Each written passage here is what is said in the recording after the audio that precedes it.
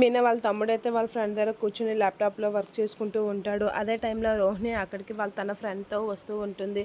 తినేంటి ఇక్కడికి వస్తుంది, అసలు ఇప్పుడు ఎందుకు ఇక్కడికి వస్తుంది అని చెప్పేసి అయితే రోహిణిని చూసి షాక్ అవుతూ ఉంటాడు మీనా వాళ్ళ తమ్ముడు. ఇక అన్నయ్య నేను లోపలికి వెళ్తానని చెప్పేసి లోపలికి వెళ్ళిపోతూ ఉంటాడు. ఇక రోహిణి వాళ్ళైతే లోపలికి వచ్చి డబ్బులు అవసరమై వచ్చాము అని చెప్పేసి అయితే అంటూ ఉంటుంది వాళ్ళ ఫ్రెండ్. అలా అనేసరికి ఎంత అని చెప్పేసి అయితే అడుగుతూ ఉంటాడు. అలాగ అడిగేసరికి 1,00,000 కావాలి అని చెప్పేసి అయితే అంటూ ఉంటుంది రోహిణి. అలా అడిగేసరికి తను 1,00,000 ఇస్తాడు. అలా ఇచ్చేసరికి అతను అక్కడి నుంచి రోహిణి వాళ్ళ ఫ్రెండ్ అక్కడి నుంచి వెళ్ళిపోతూ ఉంటారు. అలా వెళ్ళిపోతున్న వాళ్ళ వైపు చూసి మీనా వాళ్ళ తమ్ముడైతే ఏంటి అంత డబ్బు ఎందుకు అవసరం తనకి అనేది అనుకుంటూ ఉంటాడు. ఇక మీనా అయితే తన పూల కొట్టు పూలైతే సర్దుకుంటూ ఉంటుంది. మీనా అని చెప్పేసి అయితే బాలు అక్కడికి వస్తూ ఉంటాడు. ఏంటండి అని అంటే ఒకసారి కళ్ళు మూసుకో అని చెప్పేసి అయితే అంటూ ఉంటాడు. అలా కళ్ళు మూసుకోగానే తన కోసం తెచ్చిన గిఫ్ట్ని అయితే మీనా చేతిలో పెడుతూ ఉంటాడు.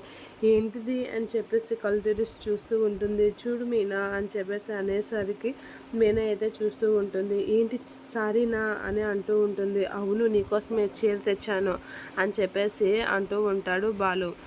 భార్యకి ఏం కావాలో తెలుసుకొని ముందుగా తెచ్చి ఇచ్చేవాడే భర్త కదా, అందుకే ఇలా చేశాను అని బాలు అంటూ ఉంటాడు. ఒకసారి అటుకాసి చూడండి అని అంటూ ఉంటుంది మీనా. బాలు అయితే అటువైపు చూసేసరికి మీనా అయితే బాలు దగ్గరికి వెళ్ళి ముద్దు పెడుతూ ఉంటుంది. ఇక బాలు అయితే అలా చూస్తూ ఉండిపోతూ ఉంటాడు. మీనా అయితే చాలా ఎగ్జైట్గా ఫీల్ అవుతుంది.